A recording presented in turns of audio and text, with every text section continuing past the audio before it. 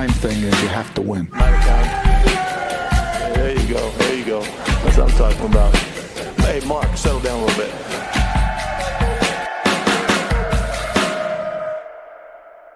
All right, welcome back to the Just Win podcast. I'm Ted Nguyen. That's my co-host Marshall Newhouse, and today we are previewing the Raiders' Week 3 matchup against the Washington Commanders. Last week, the Raiders obviously lost on Monday Night Football, so they're trying to get that taste out of their mouths. As far as the news front, Marcus Mariota did speak today in place of Jaden Daniels. It doesn't mean that Jaden Daniels is not going to play. But he didn't practice today, so I think it's truly up in the air whether he plays or not, so the Raiders have to be ready. And also, there's a huge rest advantage for the Commanders. They played on Thursday night, and the Raiders played on Monday night, so they have 10 days rest, and the Raiders have not that much rest. And Pete Carroll kind of talked about it, where they have to kind of compress 3 days of practice into one day. It's a short week, and one of the reasons, awesome reason why, he gets some of your insight on this. How was it like when you had a short week? How does that affect your preparation? Yeah, whether you're coming off of a Sunday slate into a Thursday night game, or be one of these late Monday night West Coasters, which I did play in when I was with the Raiders, to just a Sunday, you're typically, coaches they're trying to just get everyone back to, level. And obviously this early this season, you don't have as many dings. Guys are still young and can move around, but you're trying to be very intentional about how you're hitting. You want some contact. There's plenty of guys who can't prepare without contact, but you're trying to get to the game knowing that on top of your short rest, the opposing team, in this case, Commanders, has long rest. So I remember at times we would have shells on, which we called shoulder pads and helmet.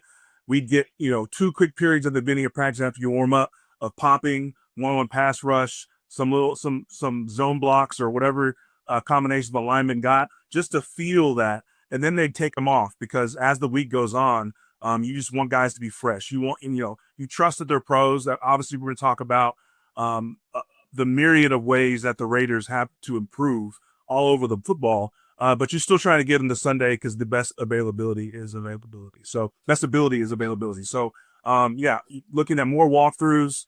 I know Pete Carroll's a competitive guy. They get after it in practice, but they're still smart. They were always on the cutting edge of rest and recovery. And so this is one of those instances where, the opposing team's quarterback is day to day, but your guys are coming off a late Monday night game, and you just want them to be ready and then flying around. Yeah, and usually I think with a short week, you kind of wash away the last week's game and try to move on to the next week's game.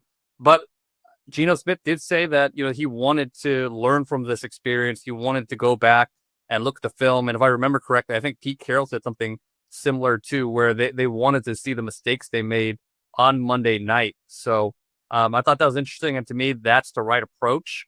But speaking of press conferences, Dan Quinn, the head coach of the Commanders, talked today. He introduced our good friend Tashawn Reed to the rest of the beat, and he said he's going to direct all questions about the Raiders to Tashawn. So before this, I already started calling Tashawn Trader Reed, but no, he won't divulge too much information. Flip flopping over there. Yeah. And also, there's some controversy about Tom Brady, being in these production meetings. But in my opinion, I just think, if you know Tom Brady's part of the Raiders, don't give him too much information. I think listen, I get on its face what it looks like, what it feels like, but you're not giving away state secrets in these meetings. These are for the team to get some context to tell a better story on air. And so, every now and then you'll talk about a guy, and the people who know what they're doing, they're not spilling the beans. They're not giving away vital information. But the broadcast team does, look for areas where they can kind of tell a better story. If there's a guard who's starting for the first time, or a quarterback who's coming home or playing in his area, they want to know that stuff. And a lot of that they can get on their own research. But there's nothing going on that I think gives a competitive advantage, especially not that a guy like Tom Brady couldn't find on his own anyway. So it's overblown to me. And so let's recap Monday night a little bit. Geno Smith is going to recap that game, so we might as well talk about some of the things that we saw after watching the All 22. It'll be a quick recap. We won't dedicate too much time to it, but it is important to look back and see what areas the Raiders have to improve on. So what did you see in your rewatch? Yeah, listen, the film at times was just frustrating because one early mistake by one guy or a couple guys kind of unraveled the plays on offense. I'll stick to the offensive line to start, but Dylan Parham, a lot of opportunities in pass protection where he's squared up initially and then kind of gets marched back in the pocket, and you see Geno trying to step up to really follow through and hit somebody down the middle of the field, and he can't. That happened 4 or 5 times, and then there's a late.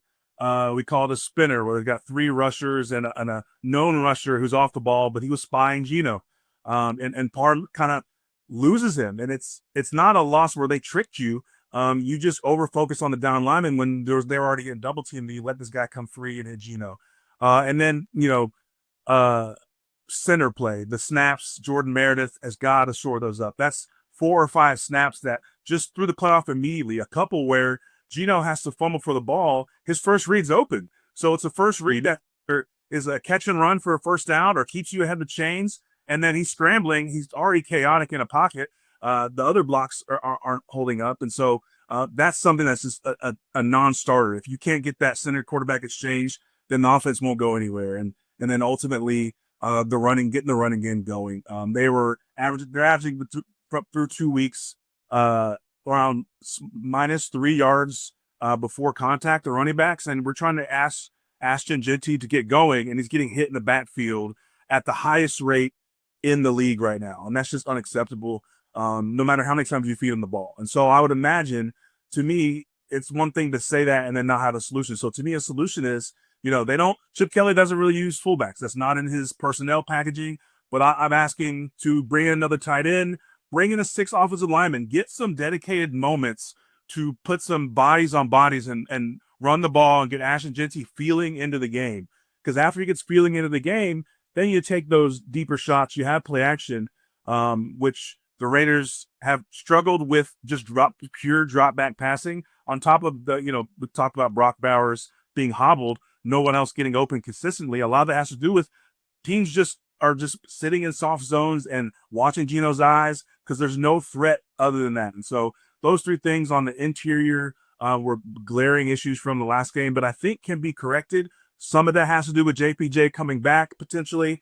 Other parts of that have to do with guys just playing better, which I believe they can for the most part. There might be limitations. They feel like less of a complete unit than they were last year. But again, it's early in season. We give them a little bit of opportunity to fix things and shore things up. But there's moments there.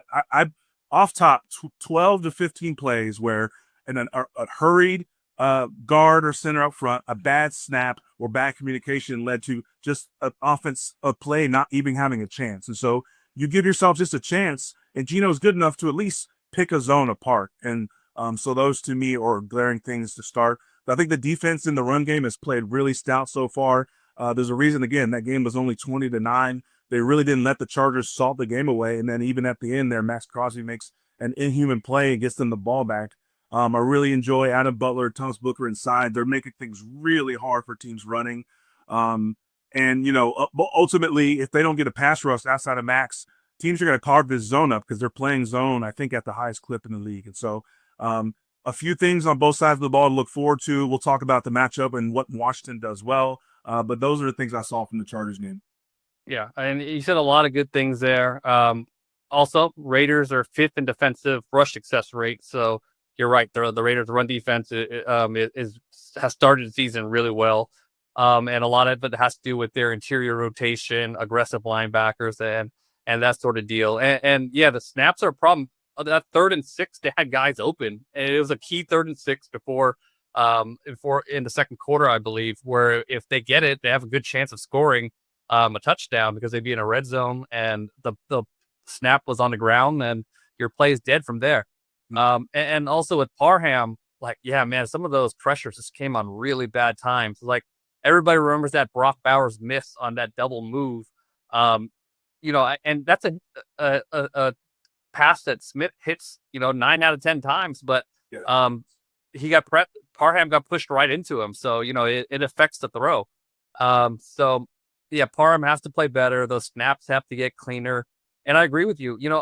I think right now they don't want to use Bowers as inline tight end, but why don't you use him at fullback a little bit, and not that he'll be a traditional fullback, but there's some teams that are doing that, like what the Colts are doing with Tyler Warren, where they're moving him in the backfield, and then it doesn't, and it doesn't just help your run game, but you could create mismatches that way too, and you probably won't do it while he's limping around right now, but as he gets healthier, that could be something you go to be a little bit more creative. I think you could hand the ball off to Brock Bowers, honestly, if you really want to get creative in that way. I mean, that guy's a rumbler. So For sure.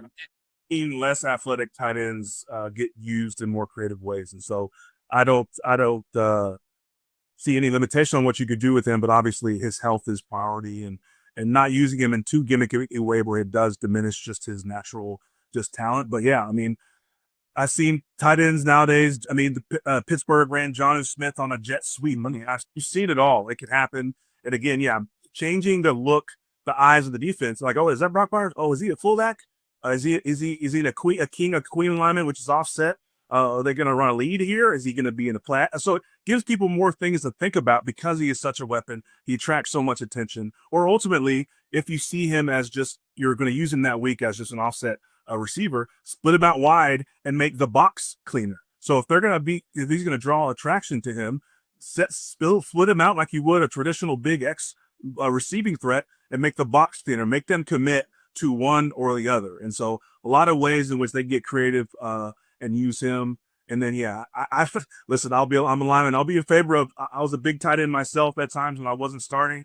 Using a 6'0" lineman, the Bills do it at I think the most in the league. It's not a cure-all, but it's just a tone setter. It's a moment where your team, hey, we know what time it is. And then ultimately, yeah, you have some passion shots off of that, maybe just pure drop back with 6 linemen, especially if you're having protection issues. But get a guy like Grant involved. I mean, he's has a lot of potential.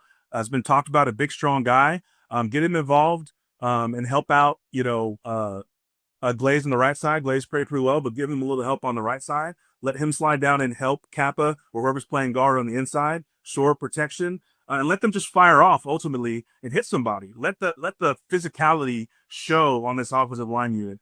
Later after the game was over, I posted the clip of Tier Tarp shoving Brock Bowers late.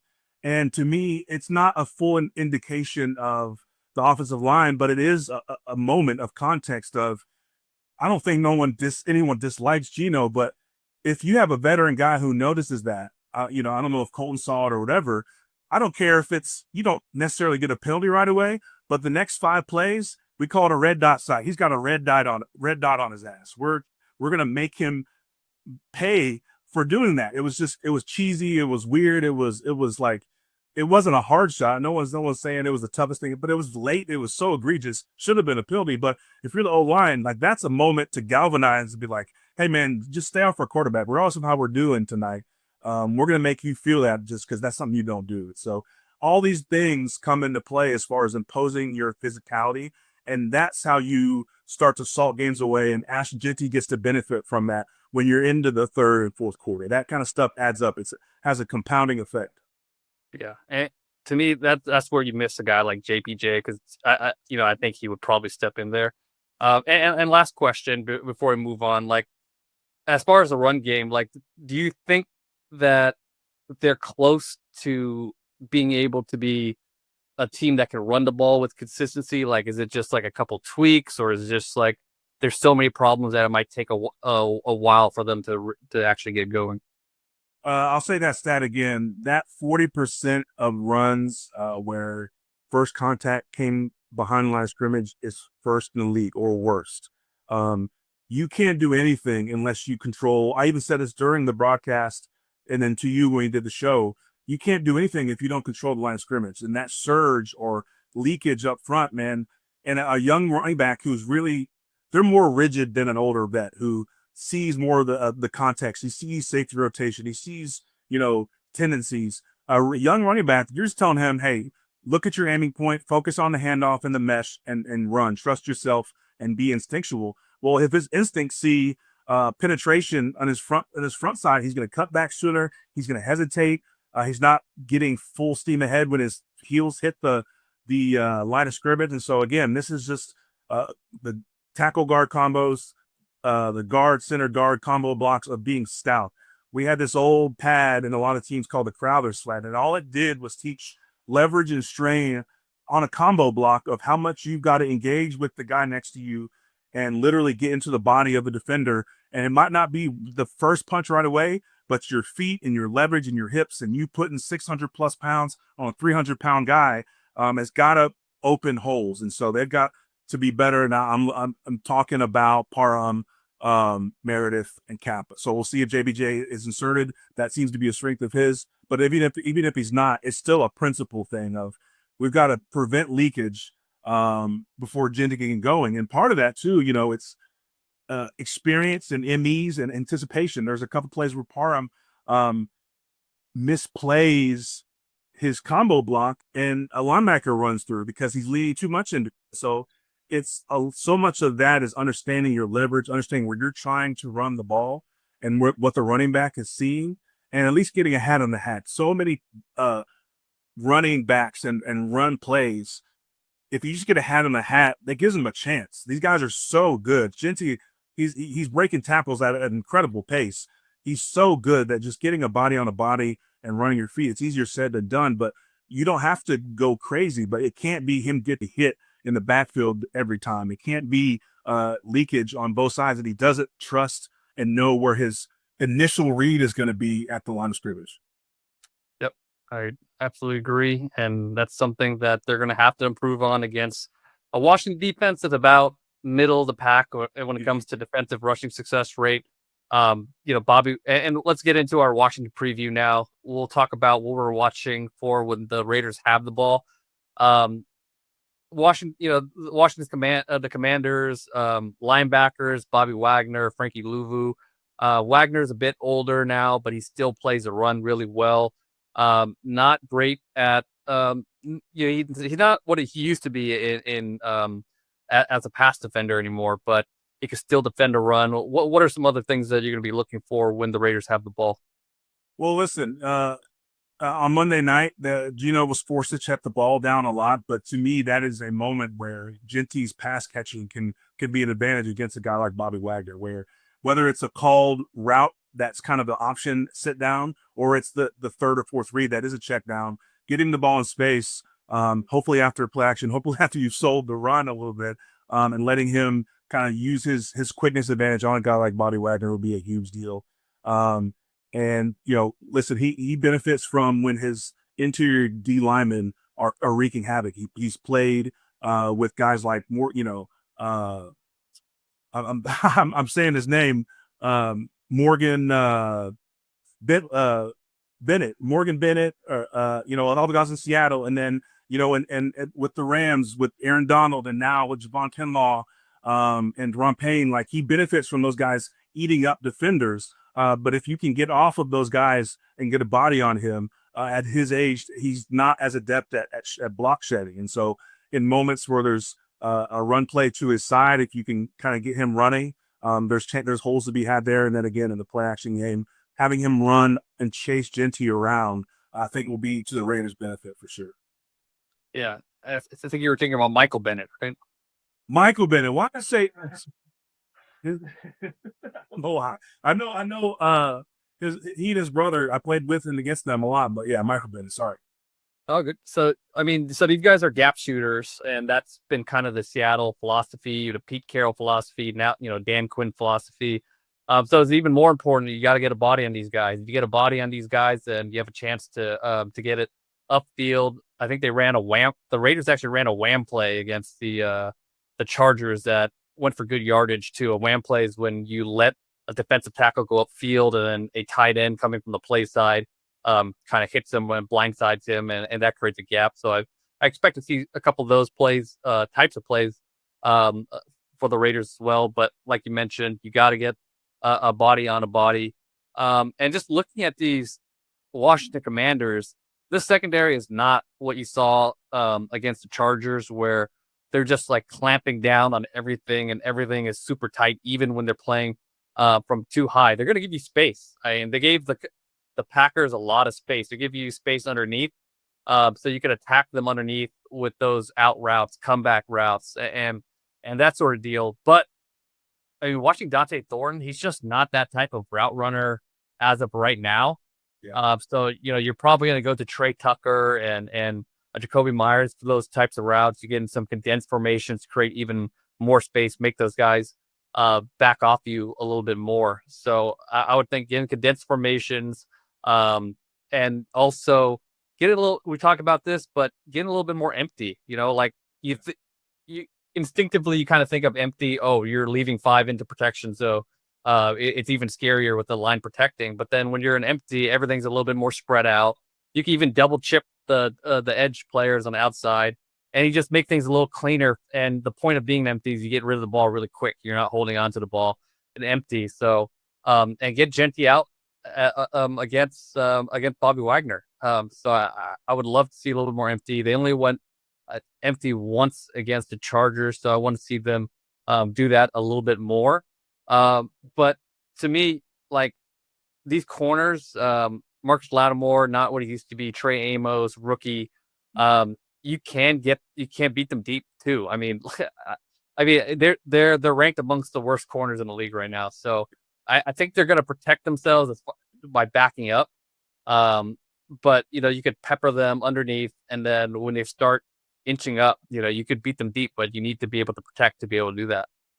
Yeah, and they're playing a lot of man. They're top 5 in the league in man, and so that's going to be opportunities for guys to kind of create some separation. So if you have these young guys who feel like their route running is good enough, you kind of set them up for success, knowing that you're going to get a lot of man out of Dan Quinn. I think if you can hold up in protection, there will be chances there. The thing that I saw against the Chargers that in principle they should do more of against the Commanders, even though it's a different kind of scheme overall, is kind of 3-by-1 non mirrored formations that felt like they were in kind of 2-by-2 quite a bit, even if they're in 11 personnel. Bump Bowers was the extra receiver, but against the Chargers cover 2 and cover 4, they played a lot of that.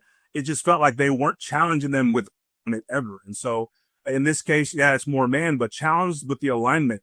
Get in bunch formations, 3-by-1s, like they did against the Patriots, where they had Brock Bowers on the backside on the boundary and then 3 receivers to the field. And so just by the original alignment, it makes the defense's eyes, they have to cover more of the field initially before they react to what's happening. And so you'll get more chances against man for rub routes to get guys open just from a physical standpoint.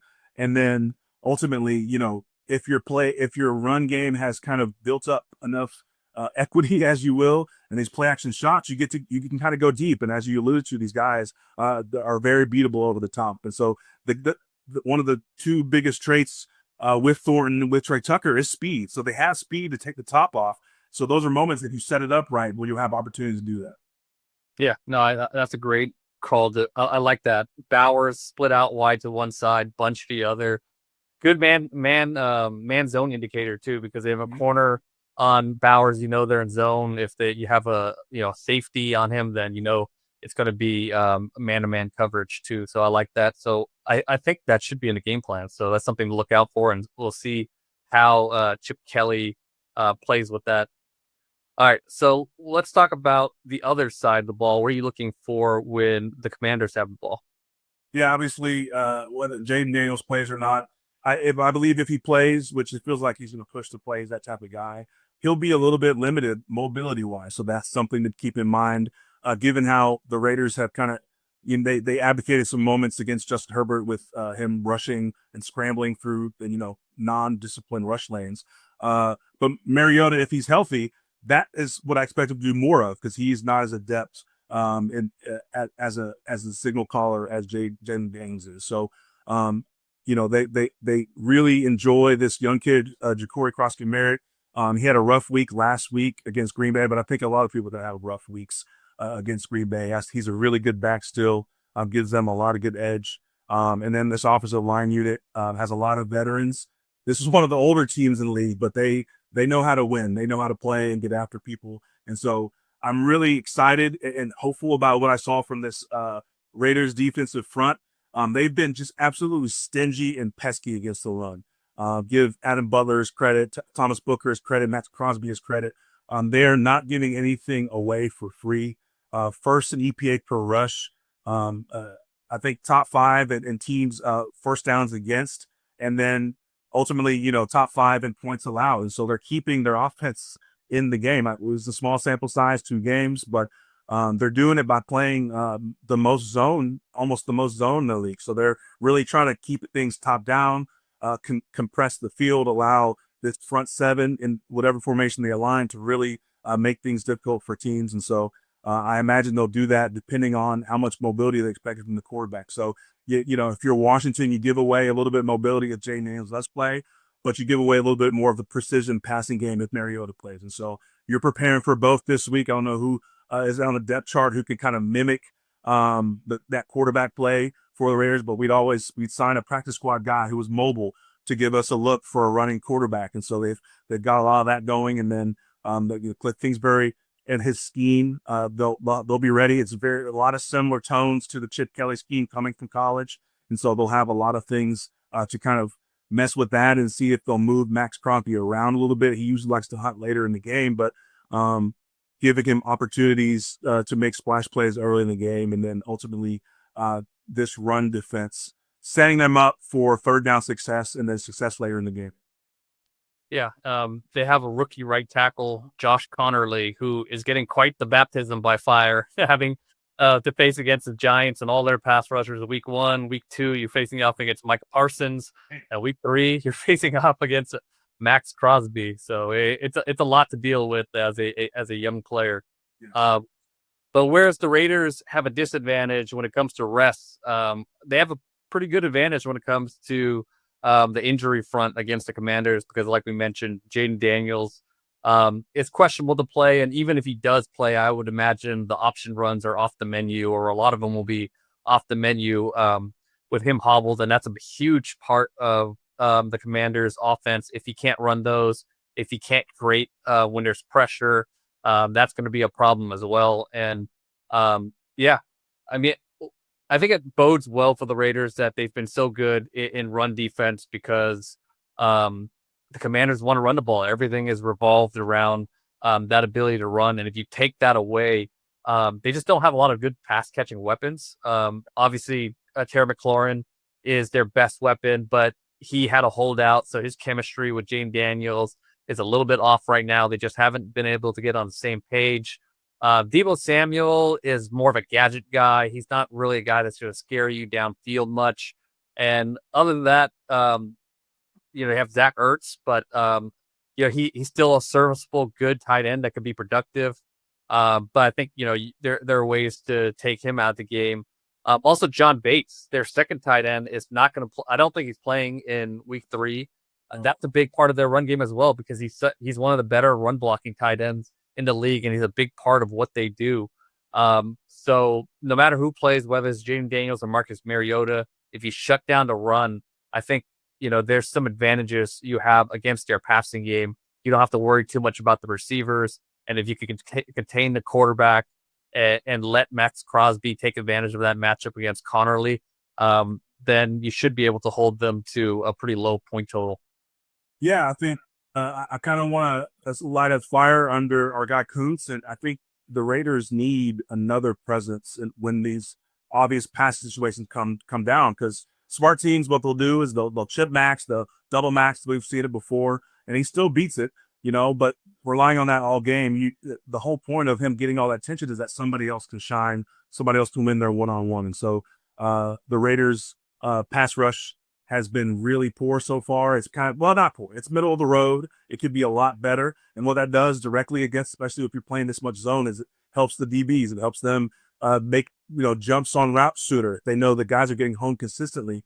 And then again, from last game, when you do get home, whether you're using stunts or pressure, maintaining your rush lanes. I mean, whether even Jay Daniels at a limited capacity can still take off and run, and those those scrambles for first down conversions, especially if it's on second, third down or it's long, they just break your back because you put yourself in such a good situation and you don't close the deal in that moment. You don't close it not because you're not capable, because you just did it, stayed disciplined, and guys kind of were doing their own thing. And so, but yeah, we need somebody to kind of come alive a little bit opposite Max Crosby to give them a legit threat, rushing the passer when their run defense does show up, and then cause teams to be in second and third long. And so I'm looking for them to improve that. There's definitely a lot of room for improvement. And, they've got a couple guys on the roster that can kind of help out, especially inside alongside Max. But, Malcolm Kuntz to me, I know how Raiders fans might feel about Tyree Wilson. I get the reluctance. I don't even know if he's getting a lot of reps, but someone coming alive to spark this pass rush would be a huge for them. Yeah, and I gotta give the secondary credit because I feel like they're making quarterbacks hold the ball, but it's taking a long time for pressure to come. So they need somebody to be able to get some quick pressures on these quarterbacks and affect them. It just felt like Justin Herbert just had so much time to just get through his reads.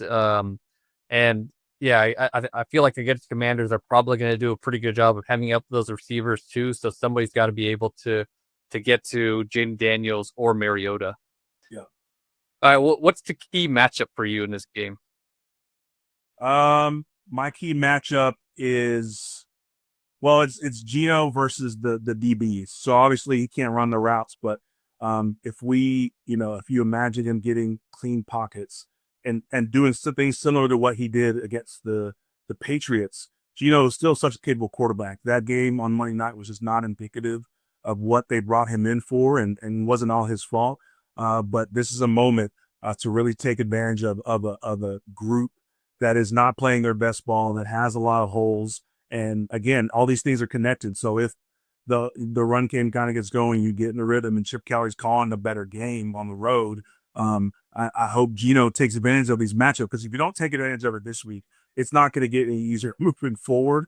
This is definitely a chance to kind of let some of these guys shine. Let Tucker show you what he can do. Thornton show you what he can do, and steadily continue to use Jordan Myers. Hopefully Brock Bowers is a little bit better, just health-wise, and that continues to add to the separation and the spacing that you can create. And I'm looking for Geno to have a big game this week. Yeah, mine will be Jacoby Meyer and Trey Tucker against these cornerbacks. I just think, they'll be able to route them up as far as the underneath routes. And then if they start inching up, they have speed to beat them deep. But I think a lot of it is going to have to do with getting those underneath routes and creating separation that way early in the game. And they just have to be better at running those routes and being a little bit more crisp. And I think that's going to be emphasis for Geno this week, is to get rid of the ball. So those are the key matchups I'm watching out for. Is there a player that you think can be the X factor in this game? Yeah, definitely. So I'm looking at Meredith. I'm going to go back to the center, because you don't think of centers as being an X factor, but you take away the bad snaps and you provide a little bit better stout protection in the middle. This passing offense looks a lot different. I know I'm always giving the O-line grief and credit, but to me, that's such a pivotal thing that doesn't show up on stat sheets, other than hurries when the snap's bad. But that's directly controllable. I guarantee you, his O-line coach has been on him immediately during the game and after the week, so he's going to get it corrected. And so again, you give Geno that much more time and comfort in the pocket, and I think he can do big things. There's a reason why this offense is lauded as kind of a breakout offense potentially. And so they got to get back to those ways, and that starts up front with the CQ exchange. It starts the play. Every single play, that's what it starts with.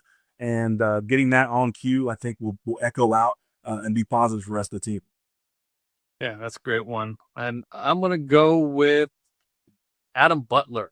I think Butler's supposed to be that lead interior guy, and I think he's making an impact as far as run defense, but I want to see him make an impact as a pass rusher in this game. You mentioned we need a guy to or the Raiders need a guy to step up to be that second pass rusher, and I think it's about time Adam Butler shows up and gets a sack or creates some pressures or helps with those defensive line games and create pressure on whoever's playing quarterback for the Commanders.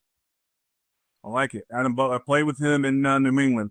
He's become a really savvy player. He's one of those guys who I wouldn't say awkward, but just like a not normal makeup build as a nose tackle, but sheds blocks, makes your job really, really difficult from the center and guard. A lot of times takes up two guys often. And so I agree. If he gets some one-on-one chances, he's got a really good rip pull and disengage, and he can really make things kind of hell. Hopefully he earns the right with this continued stout run play to then go rush the passer and cause some problems for whoever's playing quarterback for the Commanders. All right, let's get into our predictions. All right, since you didn't know, we have a curse that's been going where if the co-hosts both pick the Raiders to win, they end up losing. So we kind of broke that curse in week 1 when we both picked the Raiders to win and they actually won. But yeah, what's your score prediction for this game? You want to talk about what you think is going to happen? Yeah, I so much depends on the injury report with Daniels and who starts for Washington. But this to me again feels against a good team. This feels like a very winnable game, a game that, as Max Crosby said in his press conference, get the bad taste out of your mouth from the Chargers game. I have the Raiders 21-20. It'll be a close game. I like them to kind of get their run game going on the road, silence the crowd there in Washington. Ashton Genty, who's been fed the ball 30 times, only had 81 yards. If they can just give him moments to crease the line of scrimmage without being touched, and then that sets everything up for this offense. And then the defense continues to play stout run defense. So not a high scoring game, but definitely some points put on the board. And hopefully the Raiders come out on top, not needing, a Herculean effort to keep up with the Commanders. Yeah, I agree. I'm going to take the Raiders to win. I think, just based on the comments, they felt embarrassed about what happened on Monday night. They have a rest disadvantage, but at the same time, it's chance to get back on the field quicker and get that taste out of your mouth. I think offensively, I trust Geno Smith to have a bounce back, like you mentioned. So I think Chip Kelly will find some ways to move the ball and they'll find some answers. And defensively, I just think no matter who plays quarterback, Jaden Daniels is not going to be 100%. I just think it's going to be really tough for them to move the ball, especially against a stout run defense. So it'll probably be like low scoring, like you said. But I think the Raiders do come out on top. I'm going to say 23-14. Not 2 touchdowns. I'll say 23-13. Okay. Did you give a score prediction? Yeah, I said 21-20. 21-20. Ooh, 1 point game. Yes. Okay, so we both picked them to win. We'll see if this new version is going to carry the curse. Points, the defense. I mean, they're beating the Patriots. Their defense is going to keep them in this game. I don't see this as any one-way game. So if they can just capitalize, they'll be right there. They'll be a close game. Yep. All right. So we will see what happens on Sunday. Thank you so much for joining us. Marshall, as always, it's been great. And we'll talk soon. Appreciate it.